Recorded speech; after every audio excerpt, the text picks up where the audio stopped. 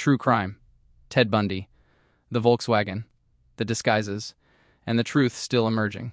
The car that kept appearing, and the pattern police almost missed. The disguises, the fragmented evidence, and the record still changing. The Volkswagen will keep returning. It will appear in witness descriptions, police reports, survivor testimony, searches, photographs, and the growing suspicion that disappearances separated by state lines may not be separate at all. The life before the case. Theodore Robert Cowell enters the public record in Burlington, Vermont, on November 24, 1946. He spends his earliest years within a family arrangement that obscures the identity of his father and presents his mother Louise as his older sister. Louise later moves with him to Washington, marries Johnny Bundy, and gives her son the surname by which the world will know him. By the early 1970s, Bundy has constructed a life that does not resemble the public stereotype of a dangerous offender. He studies psychology at the University of Washington, becomes involved in Republican politics, works on public campaigns, and later enters law school. He can appear articulate, helpful, ambitious, and socially conventional. That presentation becomes central to the mythology surrounding him. The shorthand says that Bundy is unusually charming, handsome, and brilliant. Repetition turns those descriptions into explanations, as though appearance itself enabled every crime. The record is less flattering and more useful. His academic path is uneven. His finances are unstable. His relationships contain deception and infidelity. People who know him encounter different versions: attentive partner, political volunteer, insecure student, petty thief, compulsive liar, and man who can become cold when challenged. Elizabeth Klopfer, his long-term girlfriend, lives with the private version of that uncertainty. She is raising a young daughter and wants stability. Bundy moves between affection and withdrawal, commitment and secrecy. When women begin disappearing around Seattle, details she has tried to dismiss begin to look different: unexplained absences, possessions she does not recognize, a Volkswagen matching witness descriptions, and behavior that feels increasingly difficult to reconcile with the man she believes she knows. The women whose names will become connected to Bundy's movements are also living ordinary, distinct lives. They are students, workers, daughters, sisters, friends, and young women planning futures that have nothing to do with the man who will dominate accounts of them. Linda Ann Healy studies psychology and reports weather conditions for a local radio station. Donna Gale Manson is interested in music and the arts. Susan Rancourt studies at Central Washington State College. Roberta Kathleen Parks attends Oregon State University. Brenda Carroll Ball spends time with friends at a tavern near Seattle-Tacoma International Airport. Jorgen Hawkins belongs to a sorority at the University of Washington. The differences matter. Bundy does not select one identical type of woman. Popular accounts often reduce his targets to young white women with long, dark hair parted in the middle. Some victims broadly fit that image. Others do not. The more consistent pattern concerns vulnerability, access, opportunity, isolation, and Bundy's ability to create a brief reason for someone to lower her guard.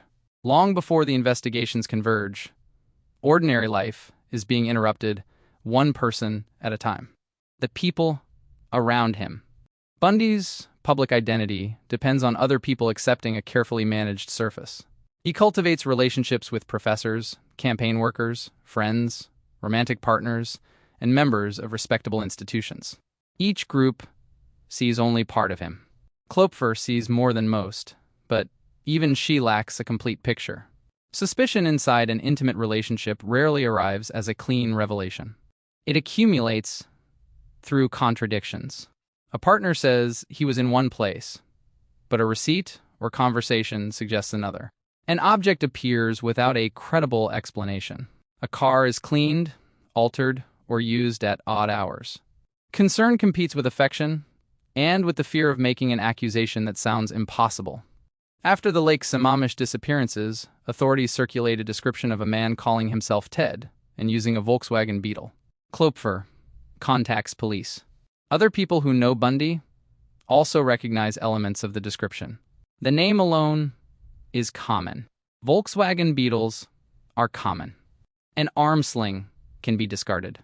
A person with no serious adult record, political connections, and the appearance of social stability does not fit the assumptions guiding many investigators. Police receive a flood of names. Bundy becomes one entry among many, rather than the obvious answer hindsight makes him appear to be. The gap between suspicion and proof remains wide. This is where the popular charming killer narrative becomes misleading. Bundy does not need to mesmerize every person he meets. He needs to appear legitimate for a few minutes. He uses social expectations, help an injured man, listen to someone claiming to be a police officer, assist with a boat, follow a person who speaks with confidence. Some women refuse him. At Lake Sammamish, witnesses describe declining his request or walking toward the Volkswagen before noticing there is no sailboat and leaving. Their decisions show that the approach is neither supernatural nor infallible. It is a calculated test, repeated until someone is isolated. The supporting cast also includes the investigators working in different jurisdictions. Detectives in Washington see missing university students and remains discovered in wooded areas. Officers in Utah encounter disappearances, an attempted abduction, and a suspicious Volkswagen. Colorado authorities investigate a woman who vanishes from a ski resort.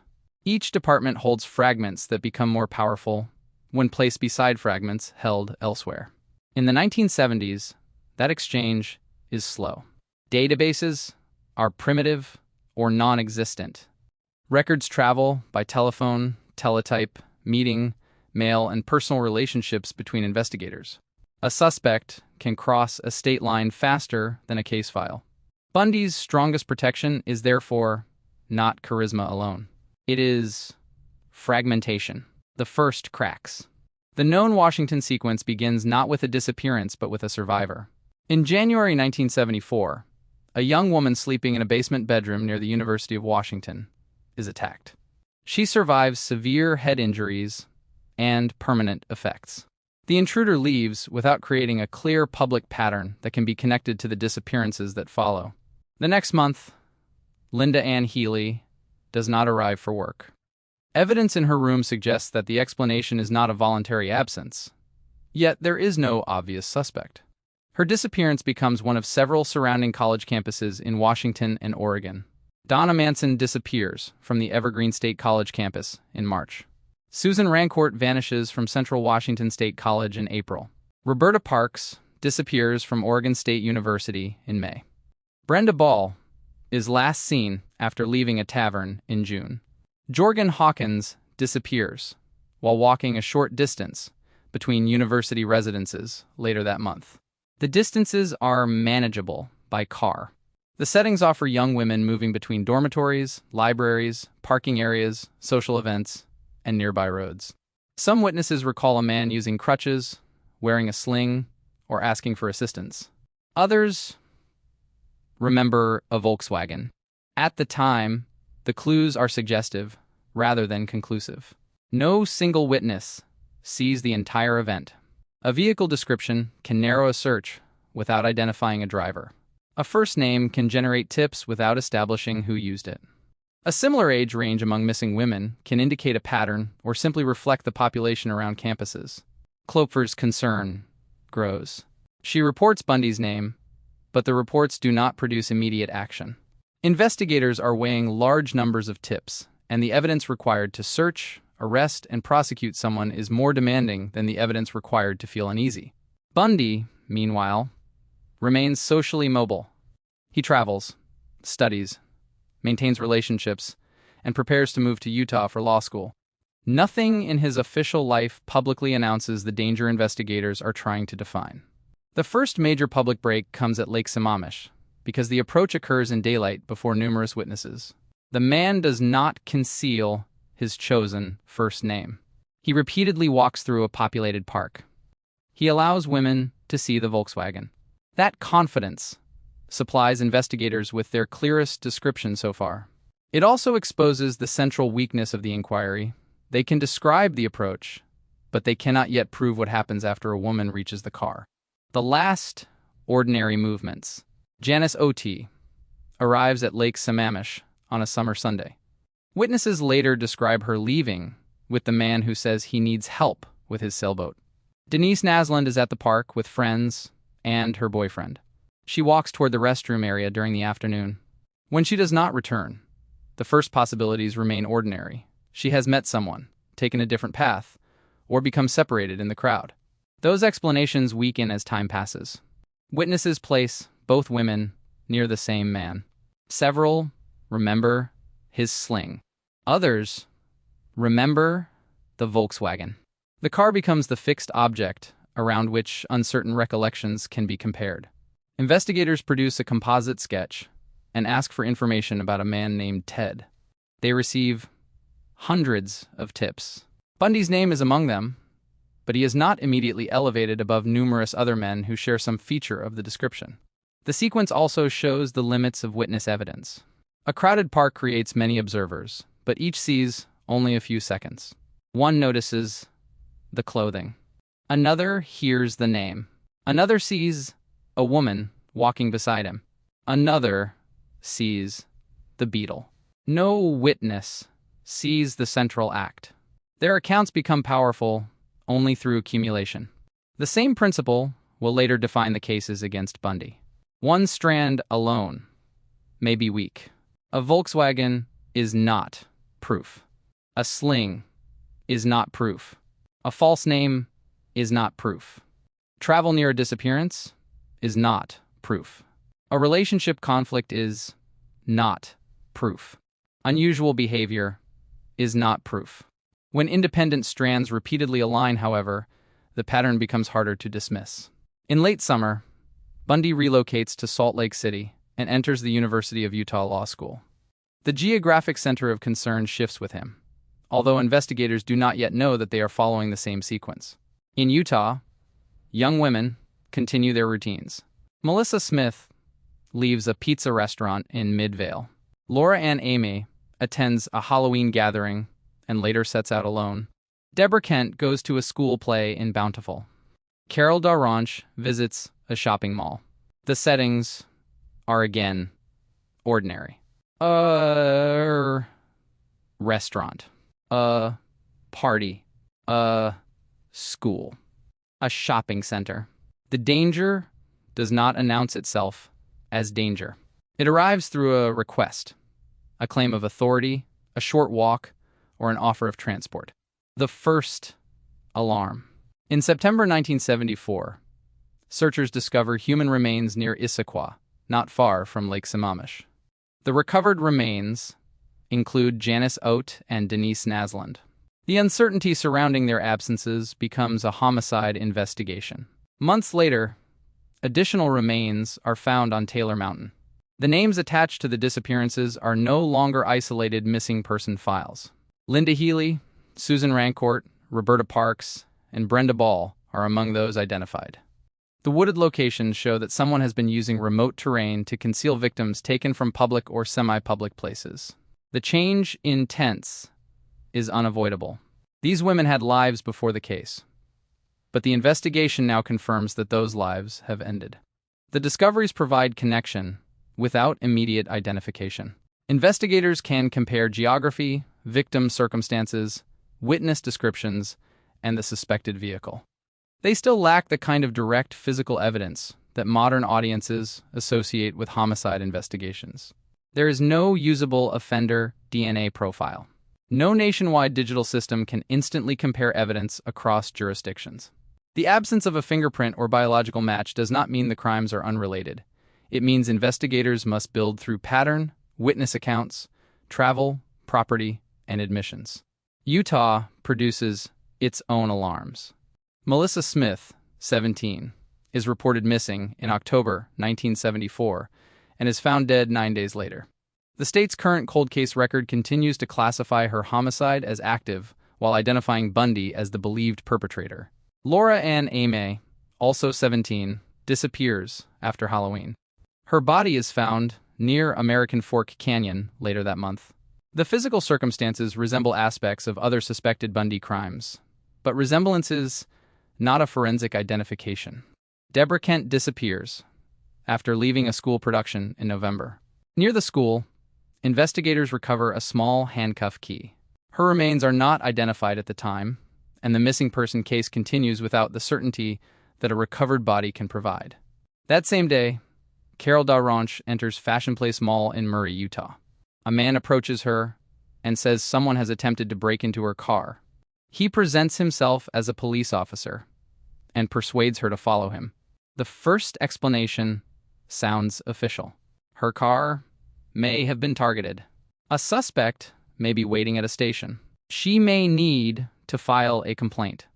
Then, the route stops making sense. The search for an explanation. Carol Daranche spends roughly 10 to 15 minutes observing the man at close range. She notices his face, walk, clothing, shoes, mustache, and the interior of his light-colored Volkswagen. She becomes suspicious when the supposed officer cannot show convincing identification and does not drive toward a police station. The man stops near a school and places a handcuff on one of her wrists. Daranche fights. He threatens her with what she believes is a gun and strikes, or attempts to control her with a metal object. She escapes the car, continues struggling outside, and reaches passing assistance. Her survival changes the investigation because she can describe not only an approach, but the attempted abduction from inside the vehicle. She remembers a torn rear seat, rust spots, the Volkswagen's color, and the man's physical mannerisms. The handcuffs remain locked around the same wrist. The recovered key near the place where Deborah Kent disappeared fits the same kind of restraint. That does not prove one man committed both crimes, but it strengthens the emerging connection. Klopfer, again, communicates her suspicions. Detectives in Utah and Washington compare what they know. A suspect who once seemed too ordinary begins to fit more of the details. In August 1975, a Utah patrol officer notices Bundy driving through a residential area before dawn. When the officer follows, Bundy attempts to get away. A search of the Volkswagen uncovers handcuffs, rope, masks, a crowbar, and other objects that can have innocent uses separately, but acquire a different meaning beside Daranche's account. The passenger seat has been removed or repositioned, creating additional space inside the car. Suspicious property is not automatic proof of kidnapping or murder. Bundy supplies explanations. He says items have ordinary purposes. Investigators must connect him to a specific offense, not merely demonstrate that his car contains troubling objects. Daranche identifies him. Details of his Volkswagen correspond with what she saw. Blood-type evidence, shoes, the car's interior, and her prolonged opportunity to observe him become part of a cumulative case. Bundy is arrested and charged in connection with her abduction. The legal process has begun, but the wider homicide investigations remain unresolved. Investigators from Washington, Utah, and Colorado meet to compare cases. The exchange creates a clearer picture of Bundy's travels and the disappearances surrounding them. Yet the difference between believing one man is responsible and proving individual murders remains severe. Daranche has given authorities something the homicide files do not have: a living witness who encountered the method, resisted it, and can identify the man behind the invented authority. The evidence that did not fit.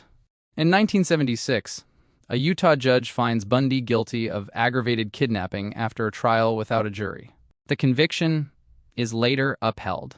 The state's highest court concludes that Daranche had repeated opportunities to observe her attacker, and that numerous circumstances considered together supported the judgment beyond a reasonable doubt.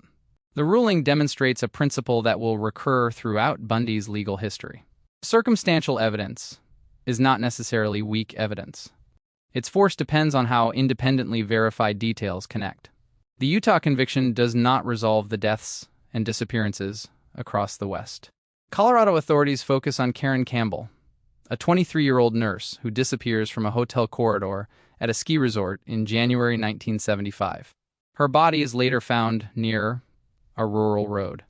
Travel records, witness accounts, and Bundy's presence in the area place pressure on his denials. He is charged and moved to Colorado to face the case. The proceedings expose another part of his public persona. Bundy insists on participating closely in his defense, studies legal materials, and takes advantage of privileges given to a defendant assisting counsel. During a courthouse appearance in Aspen in June 1977, he is left in a room with access to a window. He climbs out, The escape produces a mountain search and federal involvement. Authorities capture him after several days, but the failure does not end there. Returned to custody in Glenwood Springs, Bundy loses weight, studies the jail structure, and prepares a second route. At the end of December, he climbs into the ceiling above his cell, moves through the building, enters living or office space, changes clothes, and walks away. A nationwide search follows. Federal agents distribute identification material, process fingerprints, provide behavioral assistance, and eventually place him on the 10 most wanted fugitives list. The escapes are more than dramatic episodes. They create a direct, institutional consequence. A convicted kidnapper, an accused murderer, already suspected across several states, is again able to move without supervision. He travels east and south under stolen identities. He obtains vehicles, rooms, food, and money through theft. The controlled presentation that once operated through ordinary respectability becomes more unstable. The Volkswagen motif also changes. The familiar tan beetle has helped investigators connect the Western cases, but Bundy can abandon one vehicle and steal another. A car is useful evidence only while investigators know which car to seek. By January 1978, he is in Tallahassee, Florida, living under an assumed name near a university campus. The investigation has crossed the country. The immediate danger has crossed with it. The event at the center of the case. During the early hours of January 15, 1978, an intruder enters the Chi Omega sorority house near Florida State University. Nita Neary returns and hears someone moving rapidly down the stairs. She sees a man near the front entrance carrying a club-like object. Her view is brief, but she notices his profile, clothing, and the object in his hand. Upstairs, the extent of the attack becomes clear. Margaret Bowman and Lisa Levy have been killed. Kathy Kleiner and Karen Chandler have sustained serious injuries but survive. The women were attacked in their rooms with a heavy length of wood. Medical evidence establishes blunt force trauma, and the two women who died were also strangled. A patterned injury on Levy's body is interpreted as a human bite. Within roughly an hour, Cheryl Thomas is attacked in a nearby residence. Neighbors hear noise and call police after receiving no answer from her. She survives severe injuries. The sequence matters because of its speed and concentration. Earlier suspected crimes rely on isolation, deception, transport, and disposal in remote areas. The Tallahassee attacks occur inside occupied residences, near witnesses, during a compressed period. The offender leaves survivors, hair evidence, a witness description, and a pattern injury that investigators believe can be compared with a suspect's teeth. Bundy is not yet in custody. In the following weeks, he continues using stolen property and false names. On February 9th, 12-year-old Kimberly Leach disappears from her junior high school in Lake City. Witness accounts later place a man and a white van near the school. Evidence links Bundy to a nearby hotel under another name, and to movements involving a stolen vehicle, although portions of the physical case are less conclusive than popular retellings suggest. The van produces no fingerprint or hair match to Bundy or Kimberly. Soil from the vehicle differs from soil at the recovery site. Blood found in the van matches Kimberly's blood group, but that group is shared by a significant part of the population. Fiber and contact evidence supports an association, but does not record the abduction itself. In April, searchers find Kimberly's body in a wooded area near the Suwannee River. The case now involves the disappearance and death of a child, a fugitive already connected to kidnapping, and a largely circumstantial trail across stolen vehicles and false identities. On February 15th, before Kimberly is found, a Pensacola police officer notices a stolen orange Volkswagen. The driver resists arrest and gives a false name. Fingerprints and fugitive material establish that the driver is Ted Bundy. The man associated with a tan Volkswagen in the West has been caught inside another Volkswagen in Florida. When the story broke open, Bundy's arrest joins several narratives that had developed separately: the Washington disappearances, the Utah kidnapping, the Colorado charge and escapes, the national fugitive search, the Tallahassee attacks, and Kimberly Leach's disappearance. Public attention expands rapidly. Bundy's appearance and education become part of almost every account. The implication is that dangerous offenders are expected to look visibly dangerous, and that Bundy represents an exception. That idea grants him too much originality. Violence has never belonged to one face, class, profession, or level of education. Bundy's usefulness as a public lesson lies not in the claim that he is uniquely charming, but in the evidence that people and institutions often use irrelevant social signals to assess risk. His legal behavior intensifies the fascination. He participates in his defense, speaks in court, challenges witnesses, and appears to enjoy the attention. Cameras turn the proceedings into public spectacle. The spectacle can distort the actual stakes. The women are not supporting characters in a courtroom performance. Margaret Bowman and Lisa Levy were university students killed in their residence. Kathy Kleiner, Karen Chandler, and Cheryl Thomas survived attacks that would continue shaping their lives. Kimberly Leach was a 12-year-old child taken during a school day. The public version often compresses these people into Bundy victims, while expanding every detail of his appearance, speech, relationships, and supposed intelligence.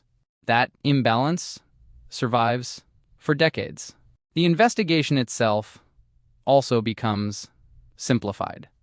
Popular retellings suggest that one brilliant clue exposed him.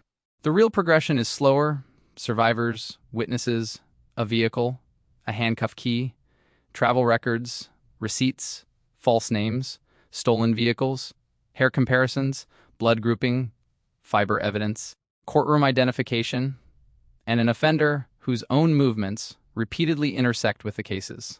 Some strands are strong, others are limited. Some methods accepted at trial later face serious scientific criticism. The case is built not from one perfect answer, but from fragments of unequal quality. That distinction becomes vital when Bundy enters two major Florida trials. The question is no longer whether the public suspects him. The question is whether prosecutors can establish the charged crimes beyond a reasonable doubt using admissible evidence. The case built from fragments. In the Chi Omega proceedings, prosecutors rely on Nita Neary's identification, testimony placing Bundy near the sorority house, evidence of his movements, hair, comparison, incriminating statements, flight from police, similarities between the attacks, and expert testimony concerning the pattern injury on Lisa Levy. The Florida Supreme Court later describes Neary's identification and the dental comparison as principal evidence, supported by a larger collection of circumstantial facts. The court concludes that the combined evidence is legally sufficient to support 2 murder convictions, 3 attempted murder convictions, and 2 burglary convictions. At the time, the bite mark presentation appears visually compelling. Experts compare casts of Bundy's teeth with photographs of the injury and tell jurors that distinctive features correspond. Modern forensic science treats that claimed precision very differently. A major scientific review has found that bite mark analysis on human skin lacks adequate foundational support. Research has not established that front tooth patterns are individually unique, that skin reliably records those patterns, or that examiners can consistently interpret the resulting injuries. Skin stretches, swells, moves, heals, and distorts. Qualified examiners may disagree over whether an injury is even a bite. This does not produce a credible factual claim that Bundy was innocent of the Chi Omega crimes.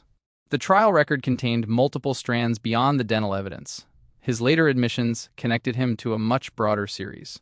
And modern DNA has confirmed his responsibility in at least one case that was previously supported mainly by suspicion and confession.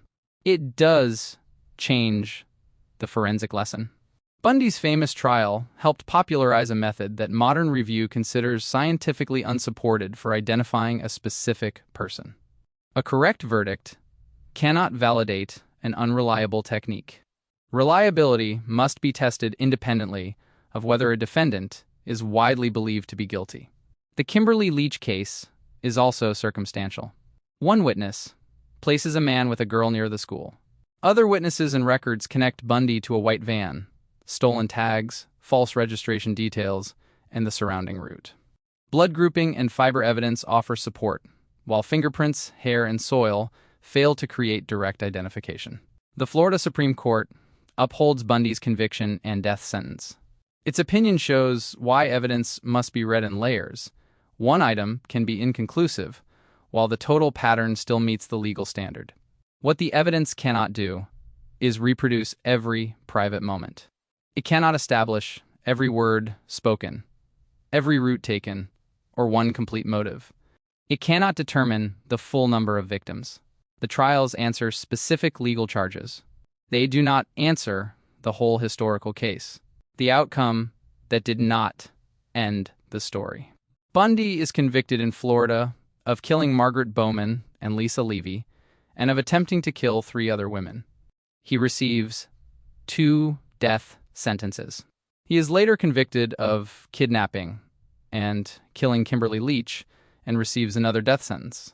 The Florida Supreme Court affirms the judgments in separate appellate decisions. Appeals and post-conviction proceedings continue for years. These challenges address legal representation, venue, evidence, procedure, witness identification, and constitutional issues. An appeal does not operate as a second trial, and its existence does not itself establish innocence or legal error. The courts repeatedly leave the convictions and sentences in force. As execution becomes imminent, Bundy begins giving more detailed accounts of killings across several states. He admits responsibility for 30 homicides, although his disclosures remain incomplete and sometimes difficult to verify. Some statements provide information consistent with known evidence. Others are vague, self-serving, incorrect, or delivered too late for investigators to test fully. The timing matters. Information has value to him. By offering fragments, he can seek delays, attention, control, and renewed negotiation. Families and investigators need answers, while Bundy controls which details he releases. Confession is therefore not the same as proof. A confession may be true, false, exaggerated, minimized, strategically timed, or mixed with misinformation. Investigators still need corroboration. On January 24, 1989, Bundy is executed in Florida's electric chair. He is 42 years old. His death ends the criminal proceedings against him. It does not identify every victim, locate every missing person, or transform all his statements into reliable history. That unfinished record is one reason the case remains active in a practical sense. Evidence remains in storage. Cold case investigators continue comparing old files with improved scientific methods. Families still wait for information that the original investigations, trials, confessions, and execution did not provide. The law reaches a formal ending. The evidence does not. The aftermath, people still argue about. Bundy's confirmed and admitted crimes extend across Washington, Oregon, Utah, Idaho, Colorado, and Florida. The exact total remains unknown. The uncertainty has encouraged 2 opposite mistakes. One treats every unresolved disappearance near a place Bundy visited as another Bundy case. The other treats his admitted total as a complete boundary. Neither position is justified. Bundy lied frequently. He minimized his conduct for years, then disclosed killings under the pressure of execution. He may have withheld cases involving very young victims, crimes close to his family, or events he believed would damage the version of himself he still wanted to control. He may also have enjoyed encouraging the belief that his total was unknowably high. Without corroborating evidence, speculation can absorb unrelated victims into Bundy's mythology and divert attention from other offenders. Anne Marie Burr, an 8-year-old who disappears from Tacoma in 1961, is often discussed as a possible early victim. Bundy is 14 at the time and lives in the wider area. Later suspicions focus on proximity and perceived behavioral similarities. Testing conducted decades later does not yield sufficient intact DNA for comparison, leaving the theory unproven.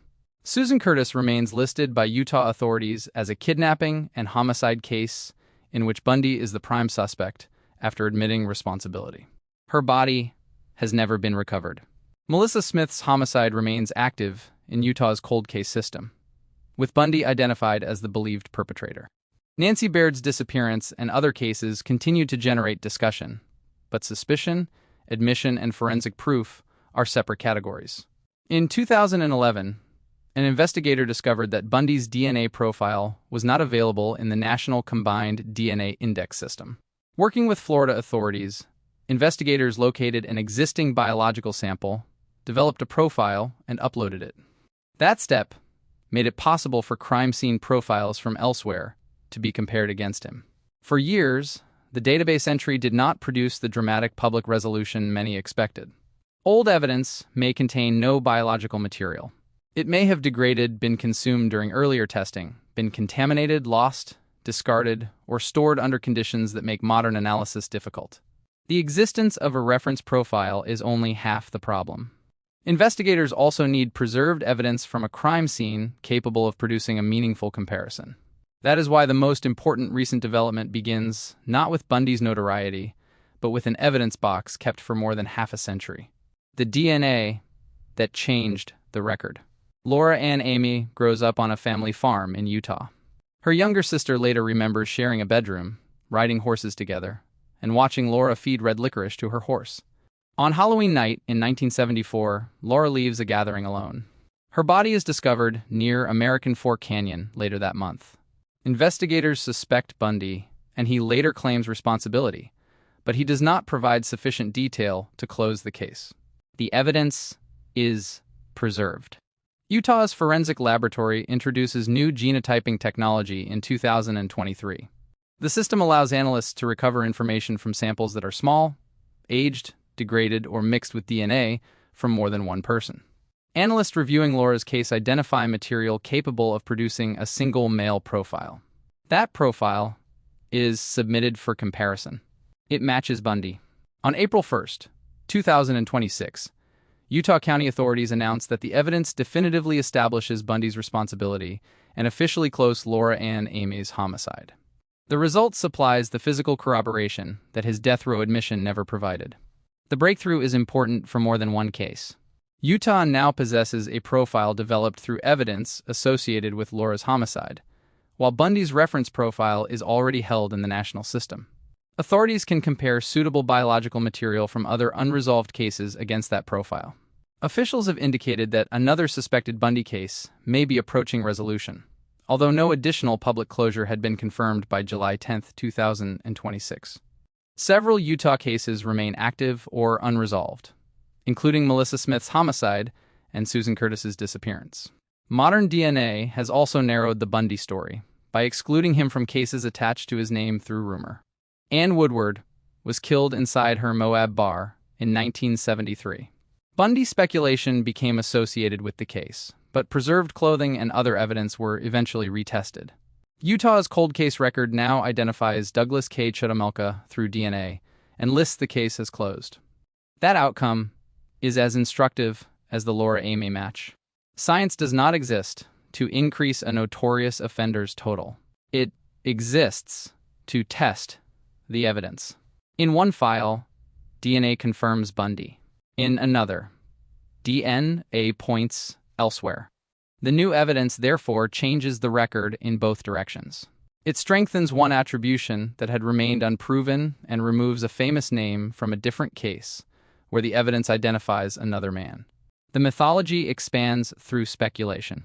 The record improves through exclusion as well as confirmation. Why the Volkswagen still matters. The tan Volkswagen at Lake Sammamish begins as an ordinary car attached to an ordinary request. A man with an injured arm needs help with a sailboat. The women who refuse him never become central names in the case. Their decisions still matter. They show that Bundy's method depends on repetition, opportunity, and a momentary imbalance of information. He knows the request is false. The person hearing it does not. For Janice Ott and Denise Nasland, the car becomes the boundary between a crowded public space and an event no witness can fully reconstruct. For Carol Daranch, the Volkswagen becomes the place where deception fails. She notices the route, the damaged seat, the false authority, and the sudden restraint. She fights her way out and gives investigators the detail needed to connect a person, a vehicle, and a method. For police, the beetle becomes a searchable object, photographed, described, compared, and filled with items whose significance emerges only beside witness testimony. For the wider case, it becomes a warning against letting symbols replace people. Bundy's car, face, courtroom performance, and escapes are memorable.